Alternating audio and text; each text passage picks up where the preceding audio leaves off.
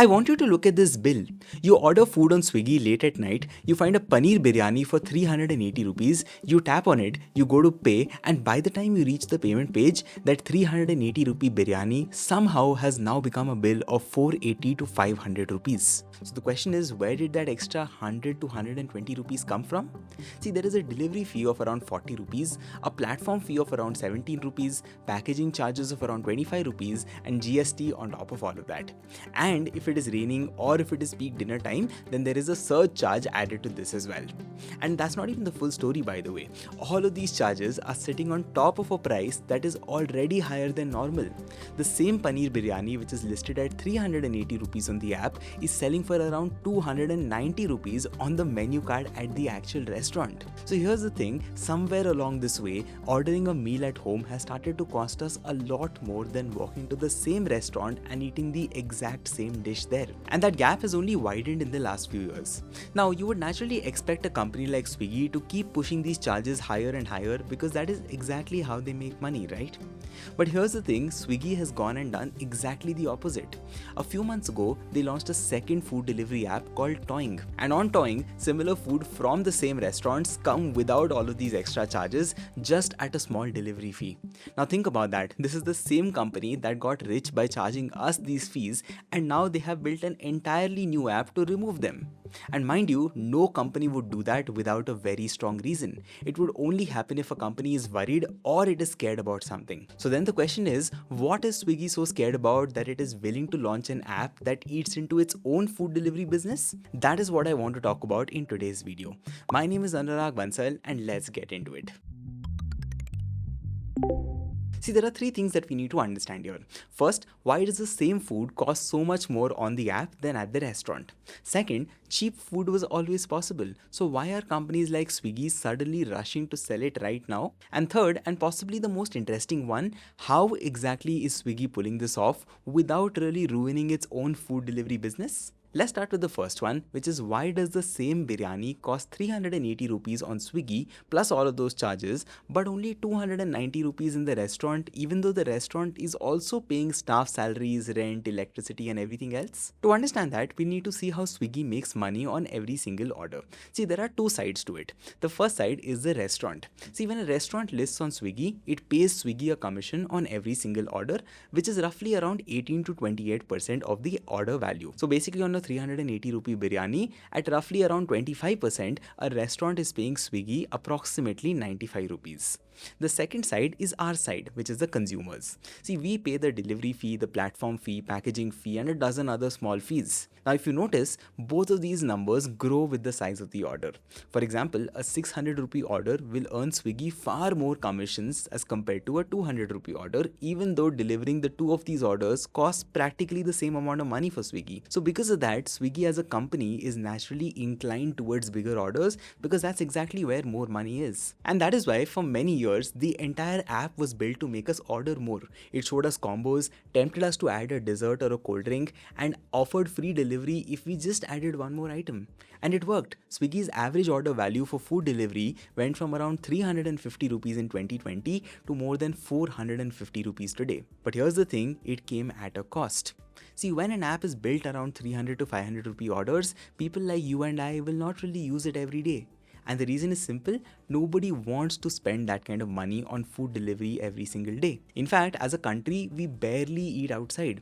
In 1 month, an average person in China eats around 33 meals outside.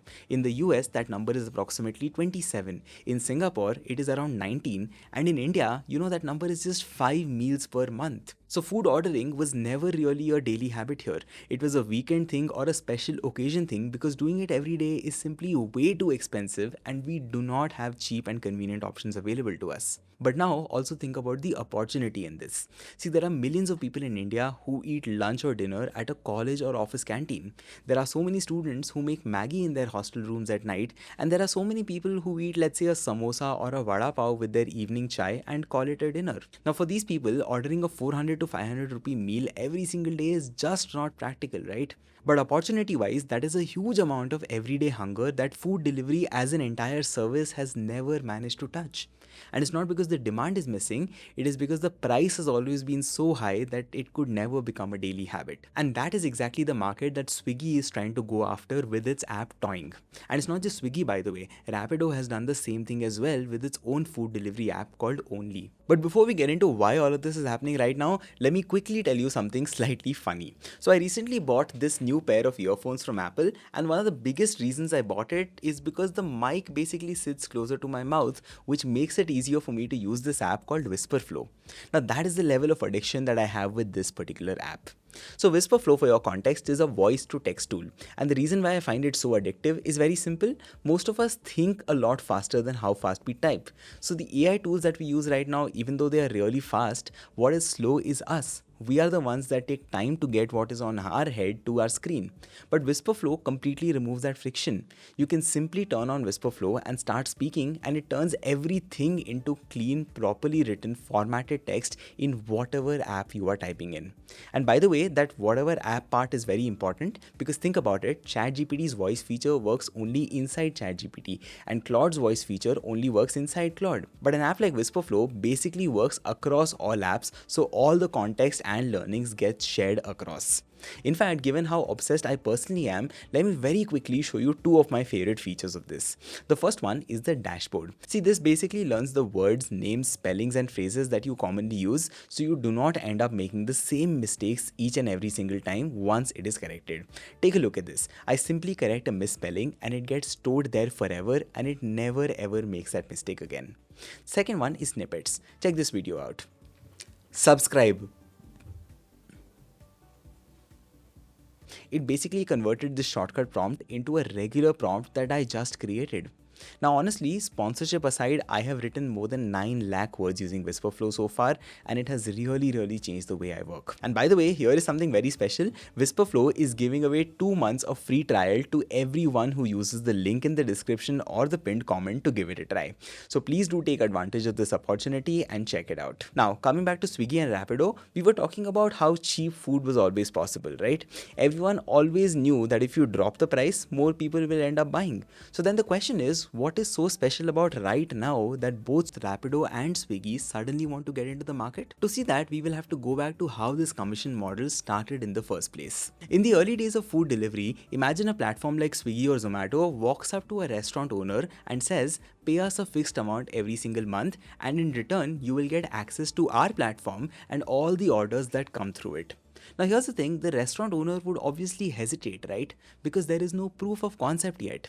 They need to pay real money upfront only with the hope that the platform would give them enough customers to cover that cost and also more to make a profit eventually. And realistically, back in the day, Swiggy and Zomato could not even make that sort of a promise. So they did the most obvious thing instead. They said, if we bring you business worth, let's say 100 rupees, you pay us 20% of that, and if we bring you nothing, you pay nothing. Simple. And that small thing changed everything for a restaurant, because now the risk was basically zero. You only paid a Swiggy or Zomato if you yourself earned more money. And this exact model worked great for a while. But here's the thing, over the last few years, food delivery has become a massive market, not just for us consumers, but for the restaurants as well. In fact, I was reading that in Bangalore alone, there are roughly 2,500 registered restaurants that do nothing but delivery. They don't even have seats. So basically the old fear, which is, will Swiggy and Zomato even bring us business, is now completely gone because food delivery clearly works in India. And because that fear has gone now, the 20 to 25% commission on every single order has suddenly stopped feeling like a fair deal, and it has started to feel like a trap for restaurants. That, by the way, is the exact same thing that happened in the taxi market of India as well. Ola and Uber used to run on a commission model where they used to take a cut from every single ride. But Rapido looked at this matured market eventually, and they started offering a fixed price model instead. They told drivers, pay us a small fixed amount every day to access the platform, and after that, every single rupee that you earn is completely yours. And that, by the way, was a very big reason as to why Rapido was able to grow so fast against Ola and Uber in India. And now Rapido is running the exact same playbook in food as well. Since the market has matured, just like taxis, it can ask restaurants to pay a fixed fee, pretty much like a Netflix sort of monthly subscription, and then let them keep everything that they earn after that in their pockets. So coming back to the question of why now, the timing is what really matters here. Restaurants are tired of the commission trap and they are willing to move to a cheaper model which they can predict. And that is exactly why Rapido with Only and Swiggy with Toing are suddenly diving into this cheaper food delivery market, which by the way could very well be the future of how food delivery overall works in India. But if you think about it, with Rapido, the story is fairly clean because they were never into food delivery earlier, so they are now entering with a fresh and a brand new model. But with Swiggy, the situation is a lot more tricky because they come with previous baggage. In fact, as we speak, the main Swiggy app with its normal commissions is still very much alive and doing well, and Toing is just being run on the side as a completely different model and app. So the question is, what's exactly going on here and what is Swiggy up to? See, here's the thing, Toing is not really a Swiggy version of Rapido's fixed fee model. On Toing, restaurants still pay Swiggy a percentage commission exactly like they do on the main app. The only difference is that it is a much lower commission, but it is still a commission and not a fixed fee right now. But then, like we saw, if fixed fee is one of the biggest reasons why restaurants will be willing to migrate, then why can Swiggy not copy Rapido's playbook and go fully fixed fee with Toing? See, there are two main reasons here. Number one, it would put Swiggy in a very weird position because if one restaurant is selling on the main Swiggy app and is paying 25% commission and the other one is selling on Toing and is paying a smaller fixed fee, then it would be very unfair and messy. And second, Swiggy is a listed company. It cannot make giant structural changes to how it charges restaurants without really worrying the market or its investors. So they will have to take this slowly and a lot more carefully than a startup. So as a solution, Swiggy has basically cut down the commissions for restaurants on Toing and it is absorbing some of the additional costs on the consumer side. So that way, a restaurant is not paying too much money and the consumer is also not paying too much money. So Swiggy is able to test out a Rapido-like model without really changing their model to a Rapido-like fixed fee model right now.